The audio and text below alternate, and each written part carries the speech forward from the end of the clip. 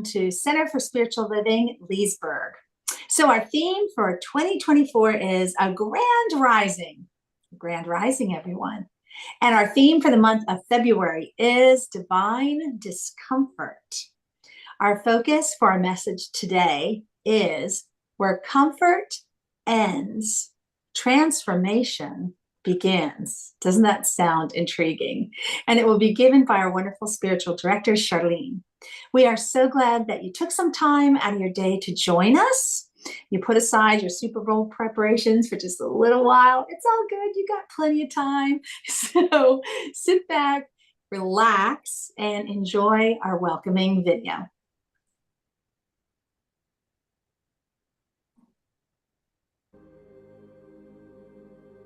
Please join us as we create our sacred space.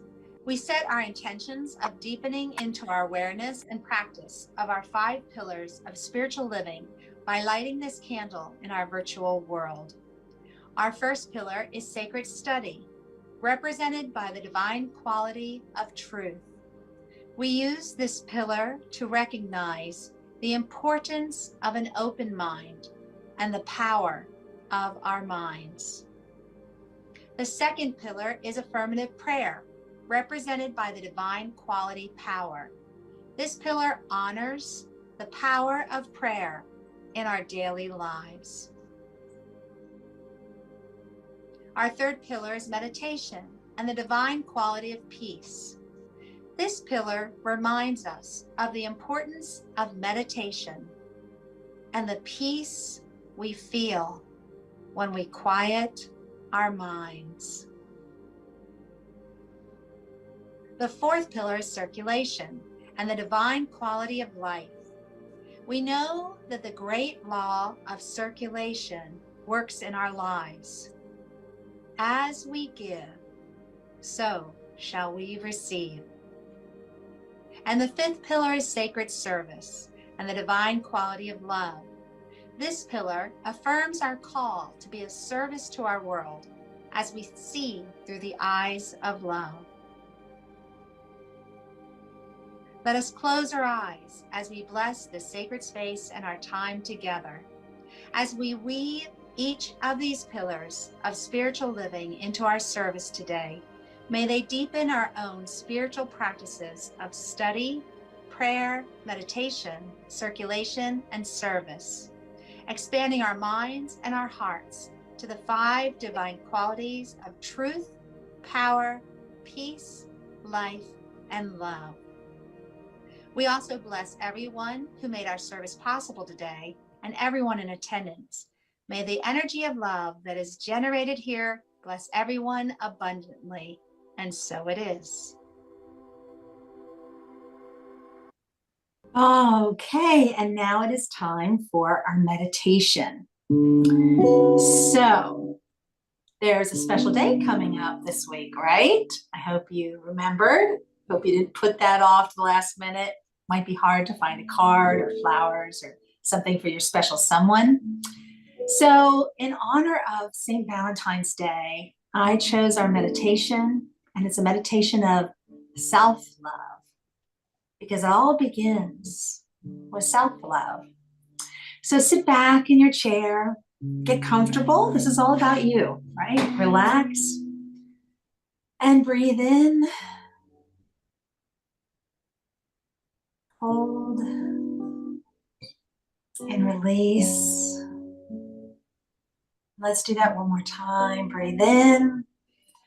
Relax your body as you inhale and hold and exhale.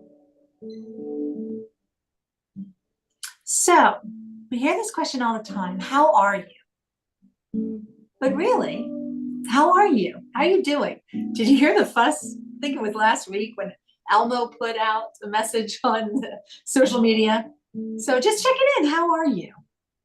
We hear that all the time. But what it really is asking is, what is the state of your being? And you might say, I'm hungry, or I'm feeling tired. I'm exhausted. I'm not feeling well. It's a question asking you, what is the state, the current state of your being? So do a quick little scan. Start at your toes. How are your toes doing? Your feet, your ankles, your calves, your knees. Oh, that's my spot today that I'm going to address.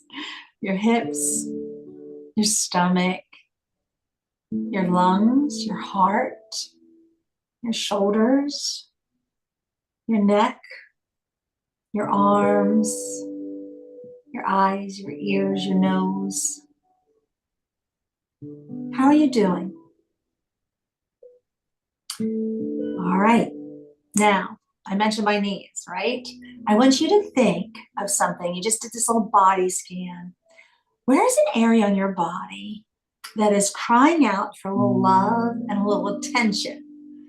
It's hurting a little bit. It's a little stiff. It's a little sore. It's trying to get your attention. So we're going to kind of address that right now. We know that people respond when we speak kindly to them. And we know that plants even respond when we speak kindly to them. So let's speak kindly to the cells, the muscles, the parts of your body that need a little love, a little extra love and comfort today. So I'm thinking of my knees right now. And I'm thinking about all that they do for me. And I'm thanking them. So pick out somewhere in your body, like I said, that's feeling a little discomfort, feeling a little need for some love. And I'm going to stay quiet for a few minutes while you just have a little inner dialogue. And you give that body part attention and love and gratitude. Let's do that.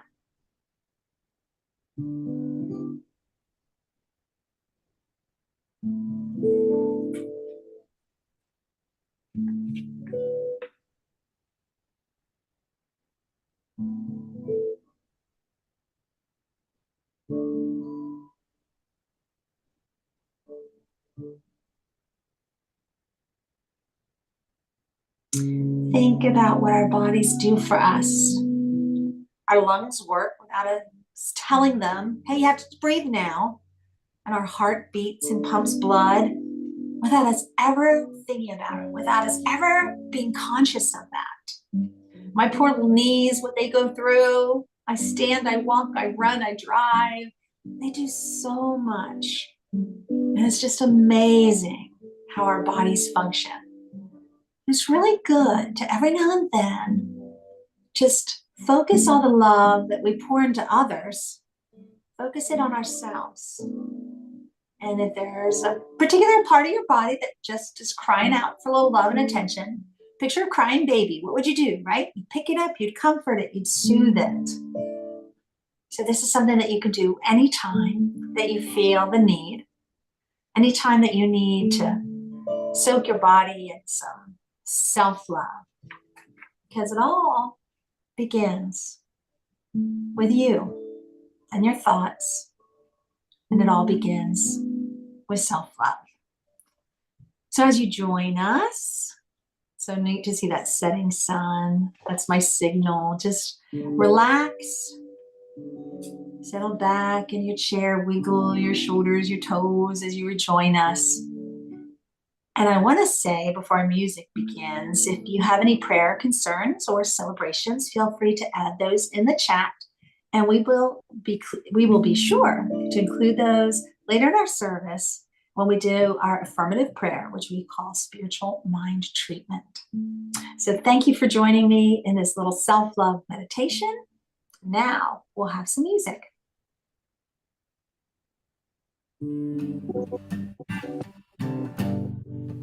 I was born by the river in a little town.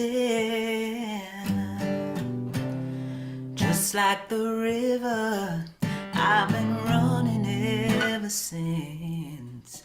It's been a long time coming, but I know a change is gonna come. Oh, yes, it will. It's been too hard living, but I'm afraid to die.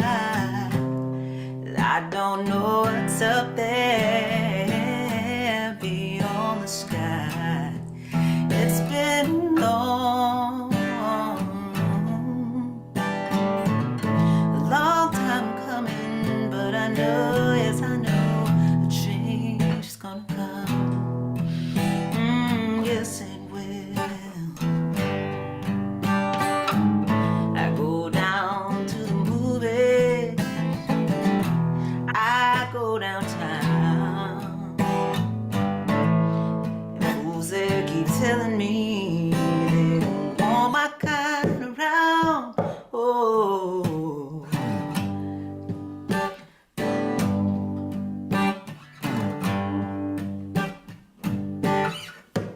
there have been times when I wondered if I'd last for long.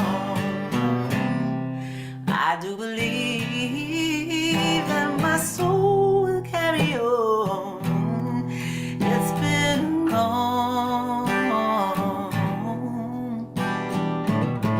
long time coming, but I know, yes I know, a change is gonna come. Oh, yes it will. It's been a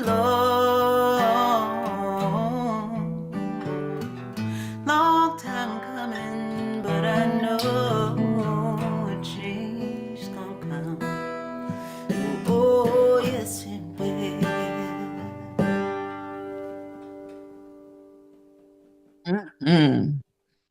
Yes, change gonna come. It's gonna come, even if we don't want it to. That's life, isn't it? Good morning and welcome. Thank you, Tamara, for you always do such a beautiful job with the meditations. I don't know if I express thanks enough. I don't think I do, but I'm so grateful to have you as my spiritual sister on this journey. We're holding it down. I think about change, and I know that every day we just kind of go through the same thing. I have a routine I do every morning. My sister Kathy came to visit me, and she said, Shar, what are you doing? I said, yeah, well, it's 6 a.m. and walk the dog for like 3 miles. And she's like, say what now? I said, yeah, we walk the dog for 3 miles. She's like, every day? I'm like, yeah, every day I walk the dog. Why? She's looking at me. No stranger to exercise. None of our family's stranger to exercise. Every day, 3 months. Yes, because you learn when you have a dog that consistency is key. Those of you who told me that, I kind of didn't really believe you, but because there's something that happens when you get the energy out of that little being's body early in the day, then they're a lot more kind to your furniture, to the edges of your cabinet. Yeah, which are chewed down, like literally. If I get that energy targeted in a positive direction, then absolutely. She's much more calm and able to be molded. And I thought, So it also works for me. I know I'm like, who's training whom in each moment, but I started to realize I do this routine every single day that has to do with waking up, being grateful, walking the dog, and listening to podcasts or books on tape or whatever. It's always transformative, coming home, doing the same routine for meals. And then I thought, it's easy to just take every day for granted and slide in the rut that I've created for myself. And ruts aren't necessarily negative. They have a negative connotation. Oh, you're caught in a rut. Sure. If you don't really want to be in that rut, sure. But if you've laid down foundational habits that are serving you, great. But either way, when you're on autopilot, a lot of things can pass you by and you wake up and you realize, wait a second, has a year been by? It's already been 2 years. It's already been 3. So the way that life is, though, it tends to poke its head in and say, wake up, things are changing. And so the other night I woke up, I didn't want to share this, but apparently the spirit's on me to share it. And I don't know what it has to do with anything. But I was in a dream and I was calculating my age and I decided I was 57 years old. And I woke up and said, I'm not 57 years old. I'm 60. And I was like, and then I had to relive again the passing of the milestone of 60. And I thought I did that in December, but apparently it's an iterative process.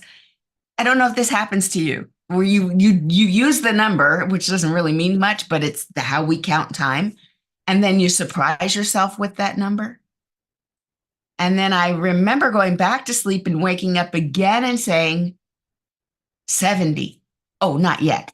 Are you? Wait, really? Check. Okay, you're not. Like, what?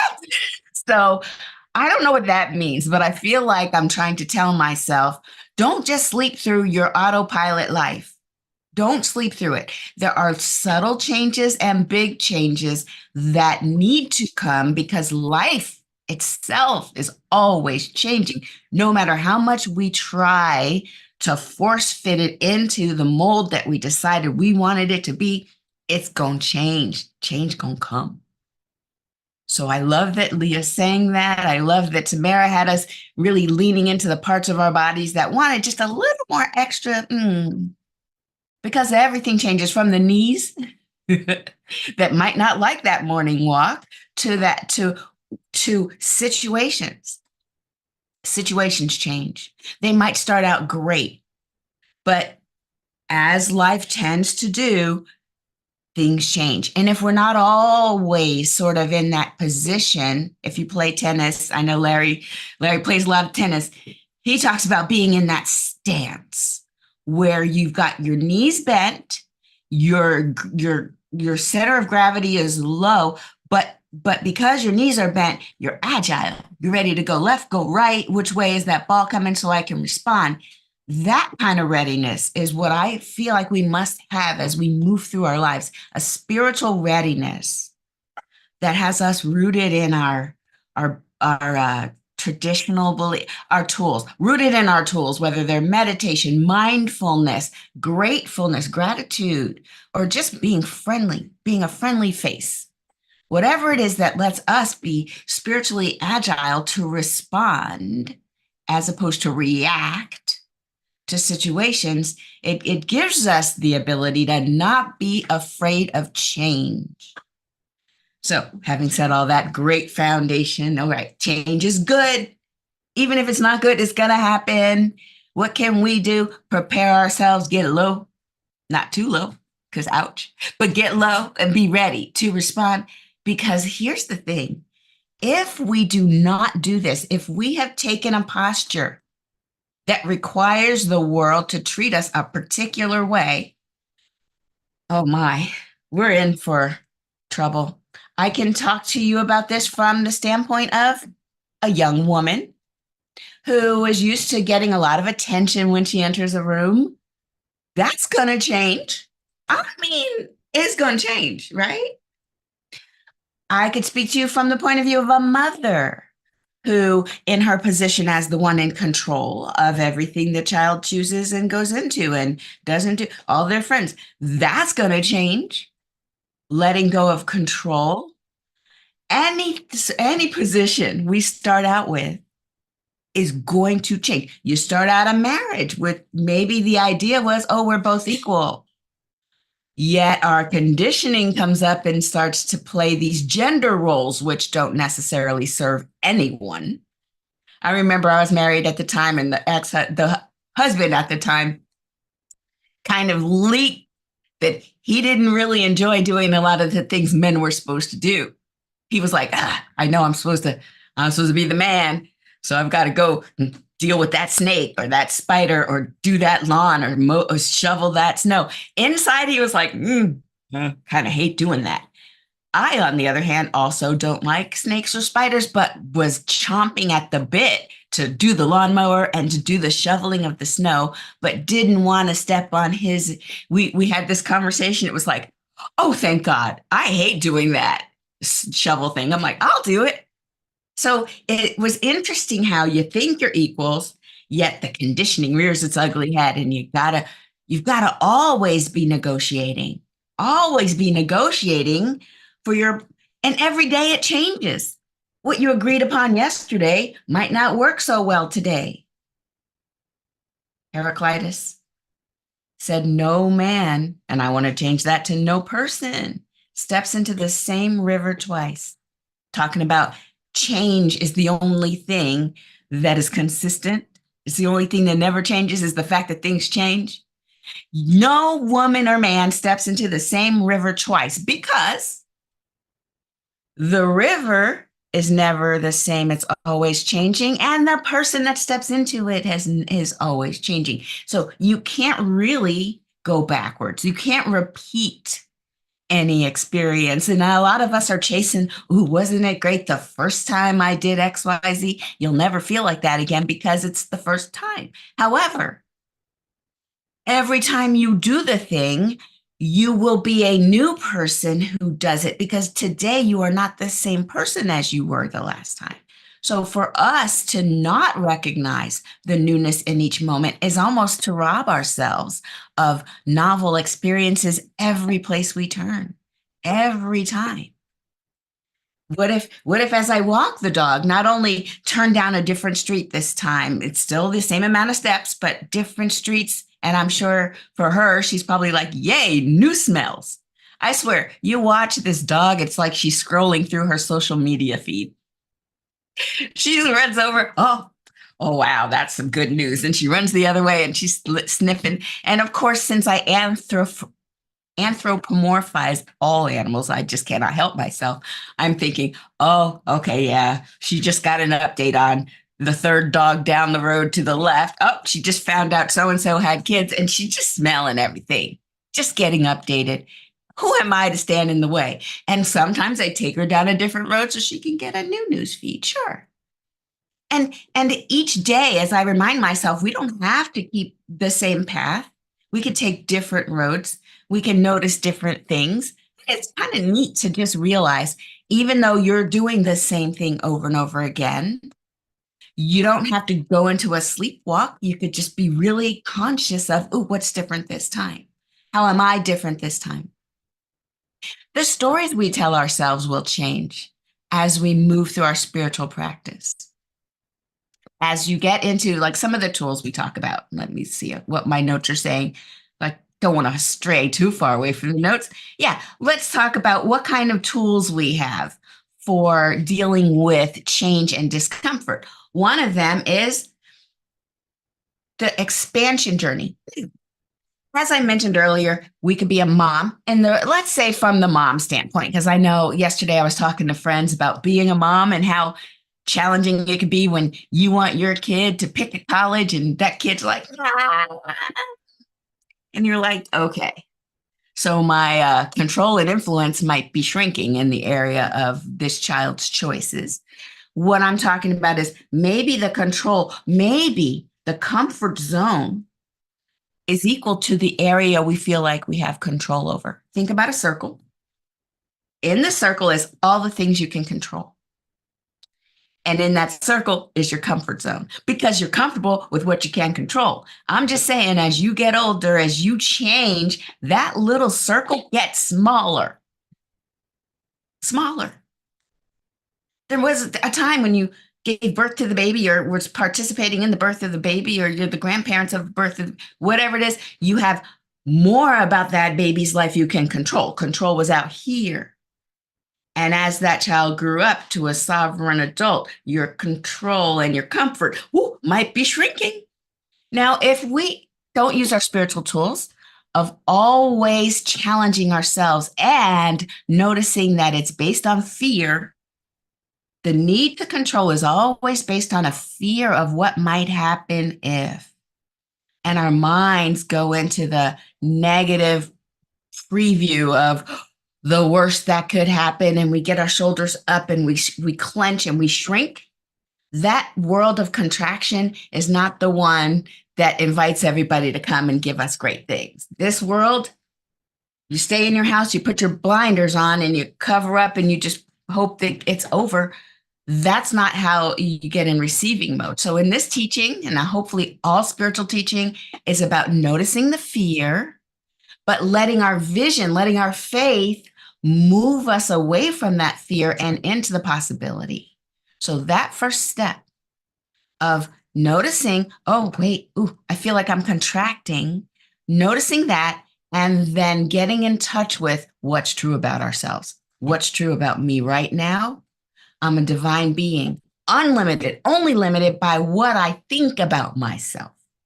And so that's the first step, noticing there is a boundary and I created it. There is a little circle and I made it tiny. And then we can ask ourselves the next question. All right, what small thing can I do to step outside this comfort zone? Because I know that my blessings are going to be when I embrace the discomfort, because I know there's something in it for me. I know that after getting through this little boundary, this little soft edge that I'm pushing against, once I push through it, it's going to be freeing. It's going to be liberating, and I'm going to have some gift. I'm going to receive something bigger than the fear that would have had me stay small. So the fear that would have me stay small gets gets quieter when I push past that. I tolerate a little discomfort, move into that unknown a little bit. Now, I'm not saying throw yourself into the deep end of the pool and just blow up your life. Some people do it that way, but I feel like baby steps are better.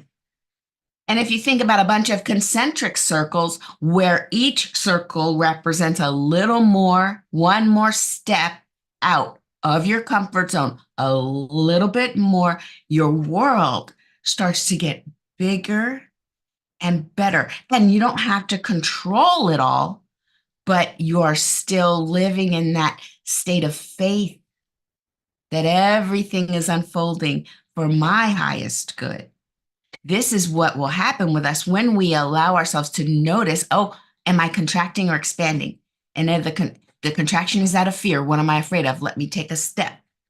And I was listening to a TED Talk, and the one young lady was saying something about when she reaches it, she takes a step into that a little bit uncertainty.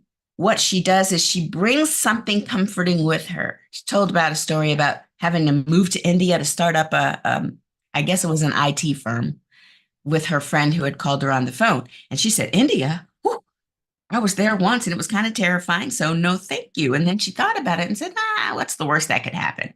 Right? I mean, so I go there. She's still young. She's like, so I go there, spend some of my time, spend some of my money. It fails. I could still learn from failure. And what's the worst that's the worst that could happen, like really. And it's possibly not even going to happen that way. So she said, but just to help my other self who's terrified of going out to India, let me just decide what comforts can I bring with me as I step outside of my comfort zone. I thought, oh my gosh, that's brilliant. What comforts can I bring with me as I step outside of my comfort zone? So she decided for herself the reason she didn't like India the time that she went was because she had eaten a bunch of spicy food and it messed with her stomach. So she said to herself, well, I'll tell you what we're going to do. We're going to make sure that where we're moving to has enough of a market situation going on. We could cook for ourselves. Does that make us feel better? She asked herself. And sure enough, that was one of the things that made her say, okay, I mean, sure. If I can know that I'm not going to have a completely uncomfortable level of experience, I can bring some comforts as I step outside of my comfort zone. Let's go. Baby step. And she gets there and she's open to a lot of different ideas. And the things that she said about herself that grew as a result of her trusting her intuition, trusting her intention, and then bringing along a little something of comfort with her. That makes sense to me.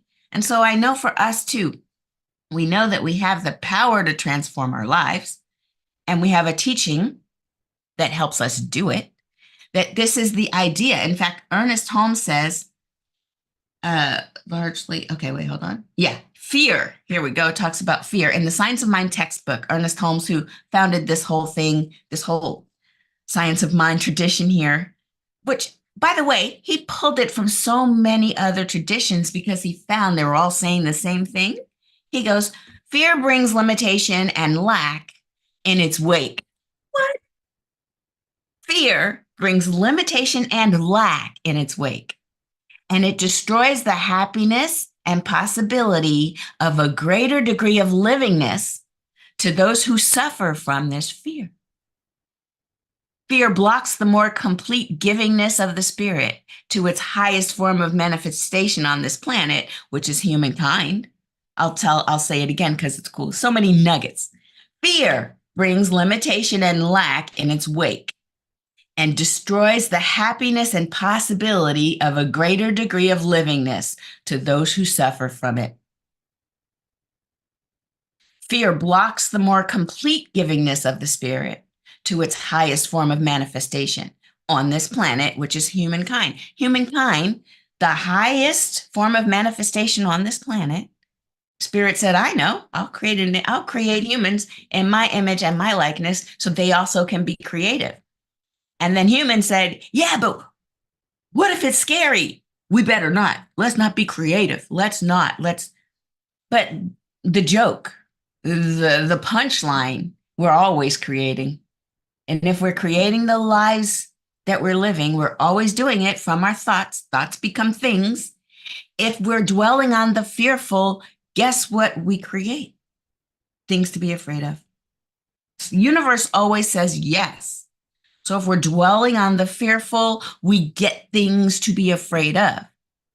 But if we're dwelling on our possibility, then we get possibilities. We step into a way of looking at the world we didn't even know existed. Turns out, by not moving, we stagnate. We almost, shall I say, die in a spiritual sense. By not moving, we're unable to shift our position. And when you can't shift your position, you can't see anything differently. I think about a person who's possibly, all right, here's an idea. You buy some tickets to Cirque du Soleil and they didn't tell you that you're sitting behind the pillar. Partial view. You didn't know. So there you are, you're sitting and there's a pillar. You can't see the whole picture. And everyone else seems to be oohing and eyeing and you can't see. So definitely in that case, when you know what the problem is, you go like this and you go like that. And you ask, can I move my seat? Because this is terrible. Because in the position that we are, sometimes it's just, you need to move differently. Sometimes moving differently just means be friendlier, be more open, be curious. Sometimes moving means physically move. This week, the suggested story, of course, they give us all these wonderful suggestions, and I love this one. It's about a woman who was born in Nutbush, Tennessee. I love the name. Nutbush, Tennessee. Her name was Anna Mae Bullock. She was born with this voice that just had the strength and would inspire all who heard her. So she's singing and she's in the church choir. She's singing at the top of her lungs, just praising him, praise him. And somebody came to visit and heard that little girl's voice. Yeah, that's right. Ike Turner found little Anna Mae, and he turned her into her musical career that we know as Tina Turner. Of course, they had a group at first, but as things begin, when things begin a certain way, they can be so hopeful that in this relationship, I'm going to expand. I'm going to become more of who I really am. I am going to be my highest self. Sometimes that's true. And because things always change, that may become not so true over time. Over time, people who had done nothing but make you feel amazing will, I don't know why, all of a sudden feel threatened and start to want to make you feel small. And so this dynamic exists all throughout life. We've seen it time and time again. And for Tina Turner, unfortunately, her husband, Ike, became pretty mean. He started beating on her and all that stuff. She found Buddhism and she would sit and do her chanting, and she had a whole movie, Nam Myoho Renge Kyo. She just focused on her spirituality. And through that sense of, I am not my circumstance. I am a divine being placed on this earth to do bigger things than I can even imagine. I am not bound by fear. or doubt or worry. I am not the things that this person tells me that I am. I am God's child. Mother, father, God, however she framed it, she realized who she really was. She left him. She left him. And thank goodness, because in the 80s, we got some of the best songs from Tina Turner. She sang, "What's Love Got to Do with It?" Simply the Best, Private Dancer, so many good songs. And she was just a triumph right in front of us. How you can take your situation, whatever it is, and listen to the fact that you're uncomfortable and step into uncertainty, step into possibilities, all fueled by knowing who you really are.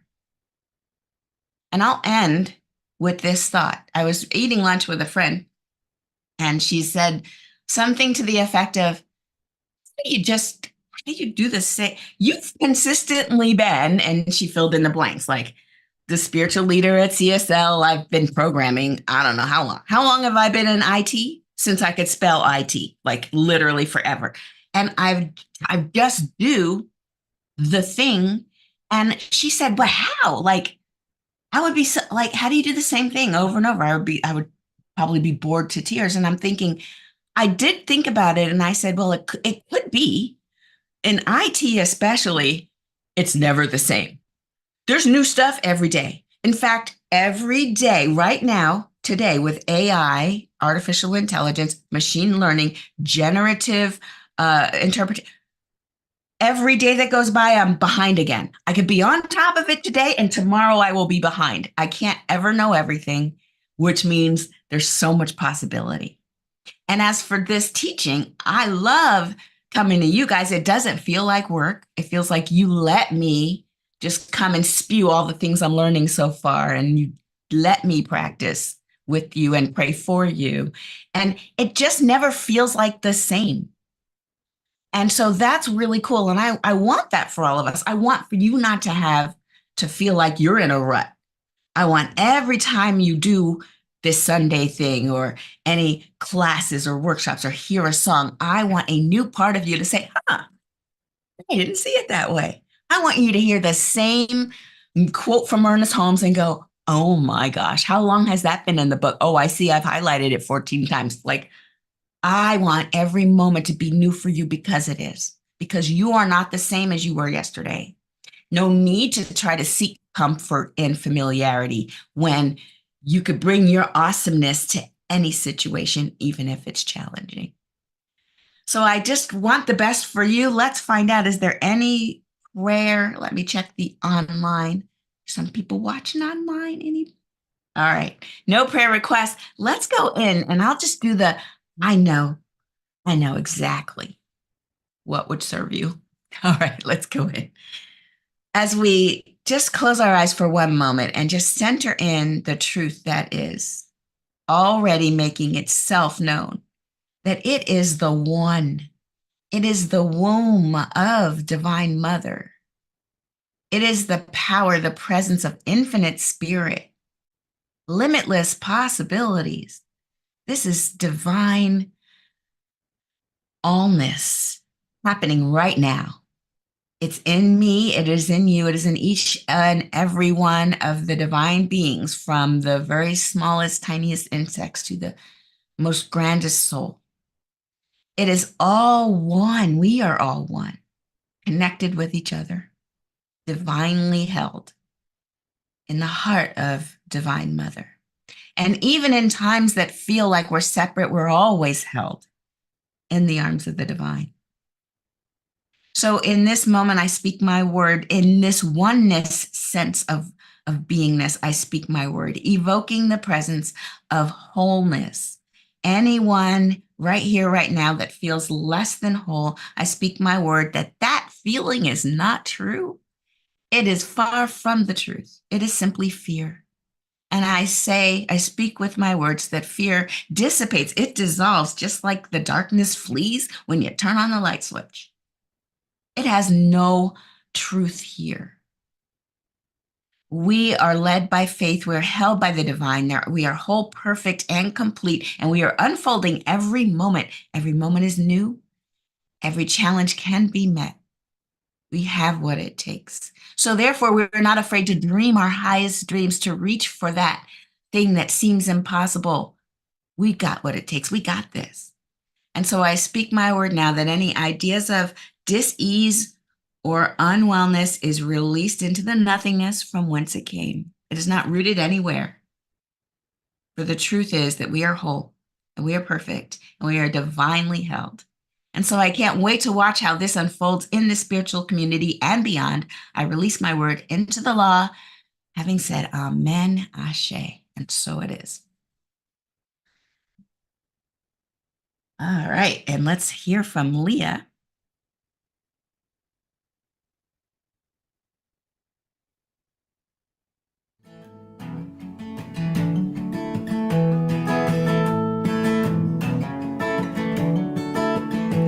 Come gather round, people, wherever you may roam, and admit that the waters around you have grown. Accepted that soon you'll be drenched to the bone. If your time for you is worth saving, you better start to swimming or you'll sink like a stone. Those are times, they are a changing.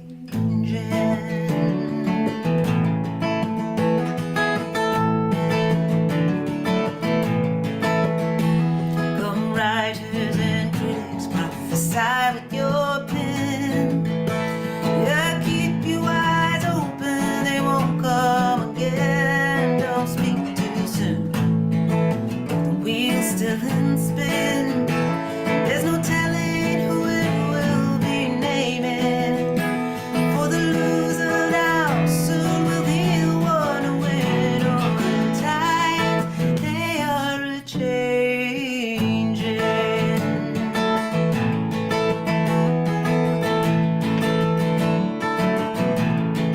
Oh, come fathers and mothers throughout all the land.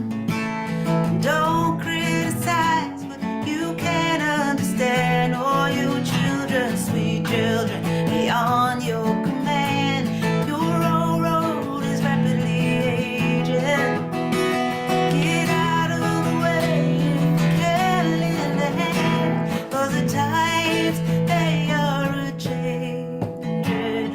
For the times, they are a changing. The times, they are a changing.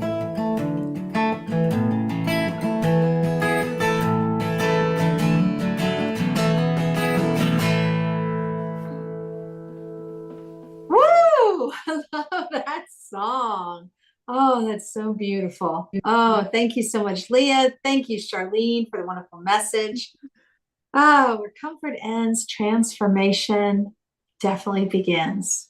So now is the time that we bless the donations that are shared with CSL today. So you heard in our opening video, we believe in the law of circulation. We are a tithing community. The donations that you share bless everyone. Those who give, that's you, and those who receive. So where's your money go? It helps us do what we do every Sunday. Plus, we tithe. We give to our home organization as well as other organizations that support a vision, our vision of helping to create a world that works for everyone.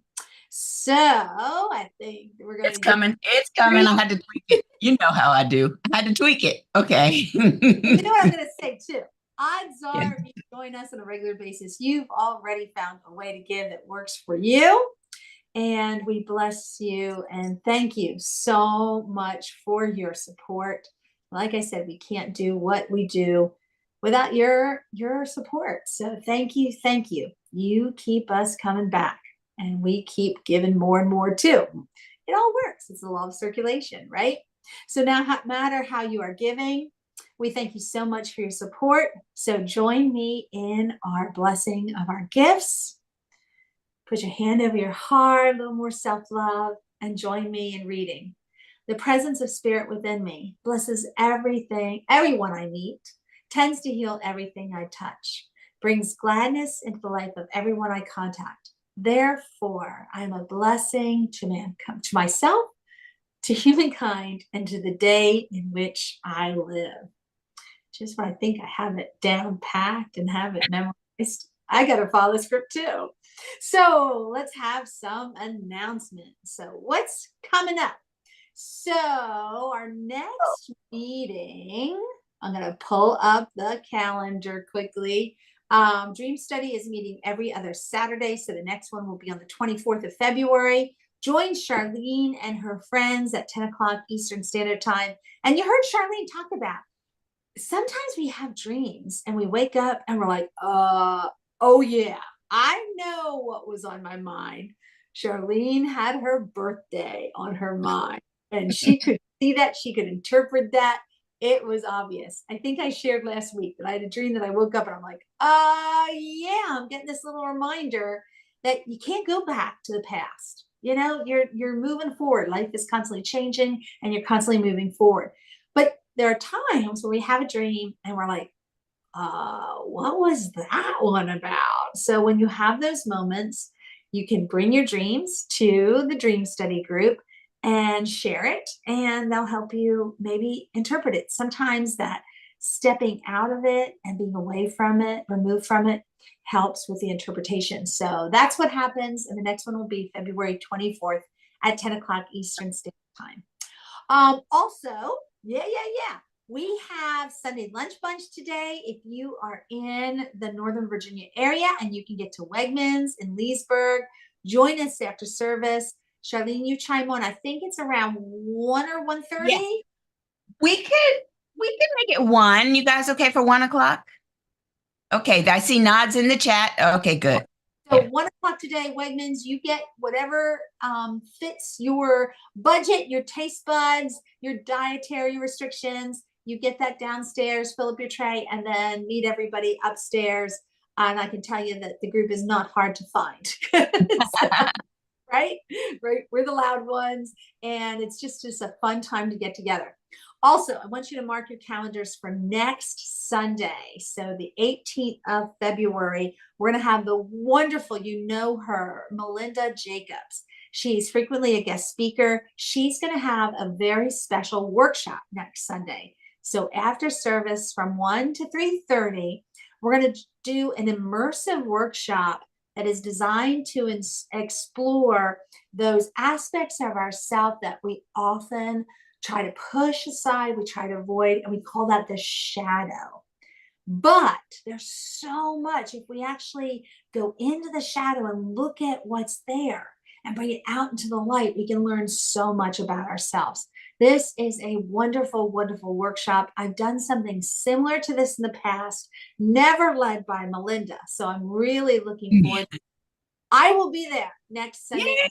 Join me. It will be from 1 to 3:30. So it's following our service. You grab a little meal and then log back on. Now, to sign up for this workshop, it is a $25 fee, and you'll have to go into our classes on our link. So go to our little CSL Leesburg, look for classes. And Charlene's been busy this morning, but she promises that she's going to put a link there for us, and you can sign up for this workshop and join us. I know that you're going to walk away saying, wow, that was time well spent.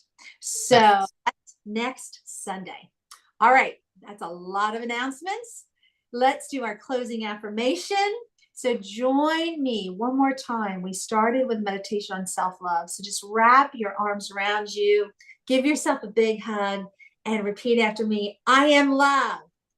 I am. Oh, that's so beautiful. Now look at somebody in the room with you, or just send that message out over the waves, because we know that we're all connected. So here we go. Repeat after me. You are love. You are love. You are love. Thank you so much for having your mics on, guys. I love that. All right, now put your hands up in the air. What is it about, guys? It's all love. All love. Thank you so much for joining us. If you can stay and hang out for just a little bit, we're going to share our pearls, those parts of the service or the message, the meditation, or the music that really resonated with you. I know some folks are going to have to get on the highway very soon so that they can get to Wegmans and Leesburg. But if you want to stay and chat and hang out, This is what we call pearls. You're welcome to do so. And if you have to go, then we send you off with our love and with our blessings. Have a wonderful week.